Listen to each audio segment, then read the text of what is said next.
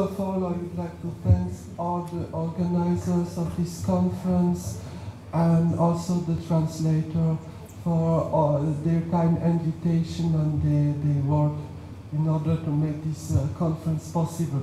And I would like to stay in that topic. Closer. Okay.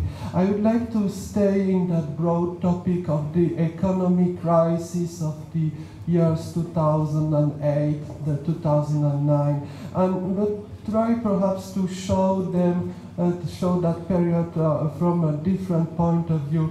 And I will try to speak about popular presentations of this crisis and try to show how those popular views are already indeed quite spiritual and can be considered as such.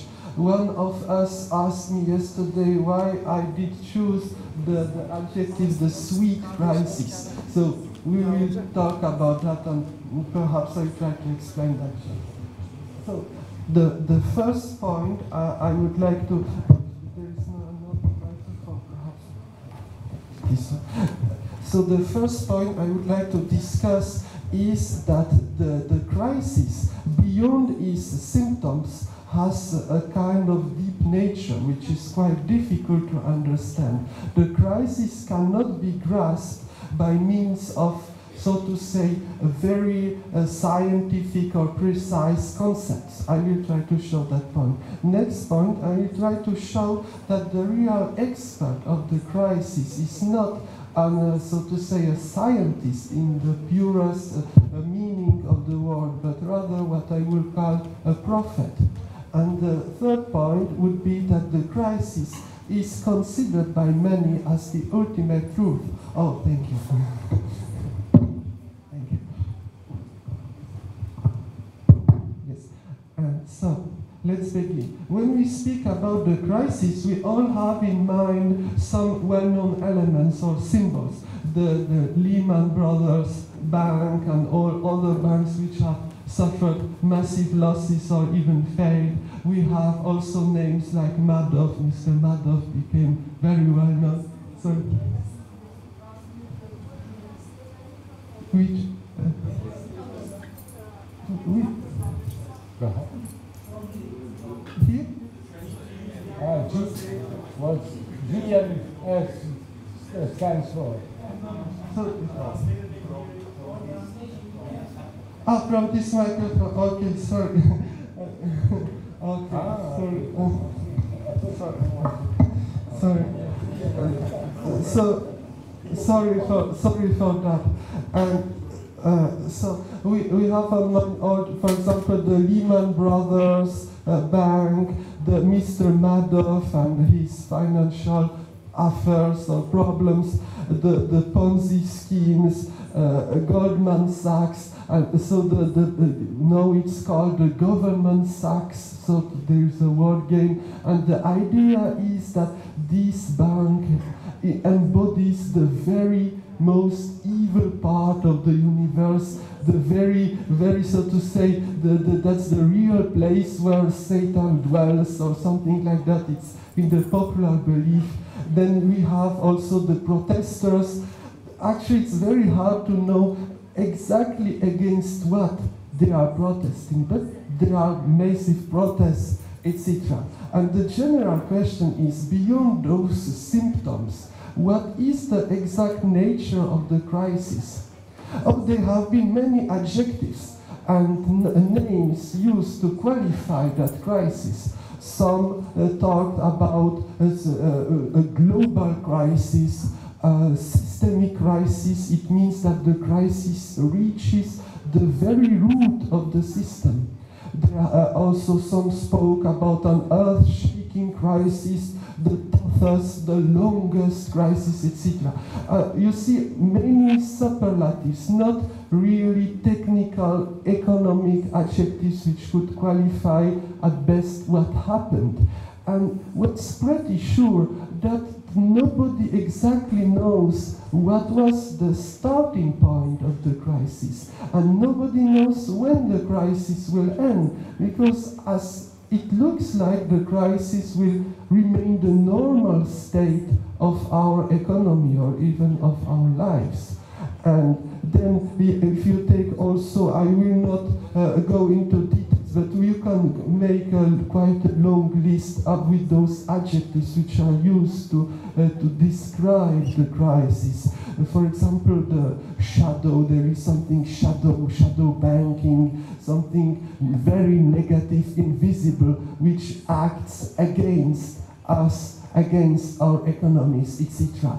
And also this crisis is compared to an illness because it spreads. There is a global contagion of the crisis. So, it's almost like the Black Death during the Middle Ages, and nobody can control it. And if we look at what the expert says, they have lots of explanations. And what is most important, I think, I try to give a very short list about the given explanation, is to see the almost biblical or religious nature of the explanations. For example, one main explanation is that what caused the crisis is the greed or this very negative human, almost again biblical tendency of banks and a very tiny minority, less than 1% of humanity. Here you have the scheme how the top income of 1% of the US population increased since the 70s. And at that point, when the evil was too high, so came the crisis. You can have also the same if you take the financial industry. When the financial industry was on the rise, and suddenly here came again the crisis in the very worst moment for the. But there is also another explanation by Paul Krugman, laureate of the Nobel Prize, when he says that the core of what happens is of malign neglect. Malign comes from the word evil in Latin. And you see what it has been caused, it's something really the intervention of the forces, of the evil forces. It's something really beyond economics and beyond rationality, so to say. And then you can also say another problem is that all the security mechanisms of the stock exchange have failed. And all on the stock exchange there are several systems in order to control a risk and to control the risk you are taking. But all those systems have failed. And when you read the texts which are written about that, you feel a very strongly religious, so to say, vocabulary. Let's read just one sentence. It's written by one of the most prominent economists. It's not from the Quran or the Bible. People believing things they should not believe.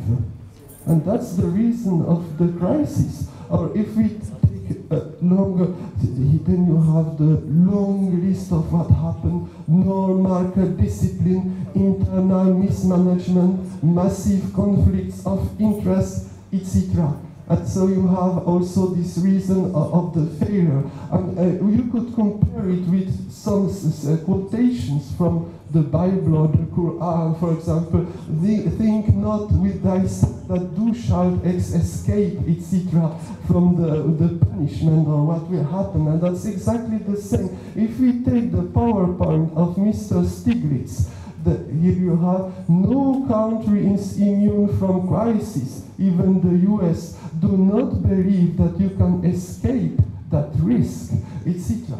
And then you take the prophets, several can be quoted.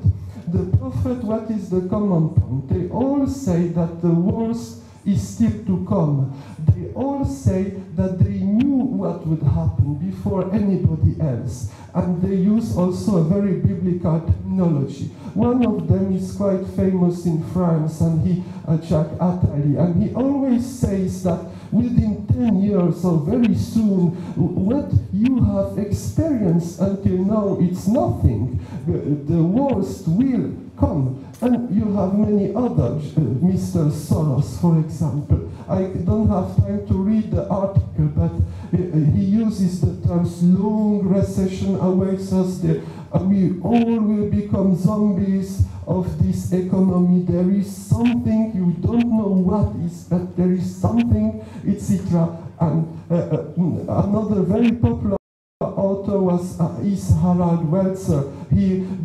This picture was used for an article of his, and this article was very popular. It was published in almost every newspaper of the world at the end of 2008. The shock is yet to come. He published also this book, Climate Wars, what people will be killed for, etc. You see, this very, and there is also Dr. Doom, so-called Dr. Doom, Nouriel Roubini, and he also, I don't have time to go into details, but he is one of the, so to say, strongest and darkest prophets in this trend. And there are also some fallen, or so to say, false prophets. Sorry, I am going very quickly. And one of them is, of course, Mr. Greenspan. He was tremendously popular some years ago.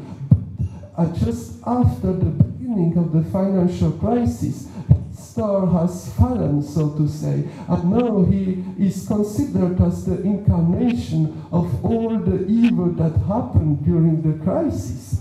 And if you just this point, he was famous for his kind of prophetic language, what was called the Greenspan speech, because this kind of speaking when you do not understand on purpose what is being said by the chairman of the Federal Reserve. And then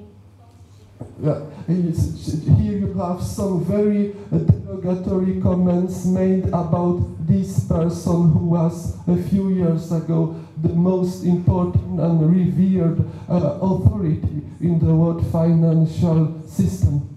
And the last part, just very quickly, is that for many, the crisis actually becomes the ultimate truth and becomes even something which should be desired.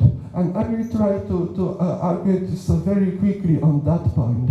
If you take actually that's a very old idea, it has been developed mainly by Heidegger, that when the crisis comes, the real nature of things, or the real, so to say, spirituality is compelling to you. And you have, so to say, to change, to abandon all the evil parts that you had in your life when the worst moment comes. I don't have time to go into details, but that point, that argument has been reused when speaking about the crisis. And if you take, for example, the famous French daily Libération, they spoke about the crisis as a chance and something which should be desired, because thanks to the crisis, all the evil markets will be destroyed and the power of the state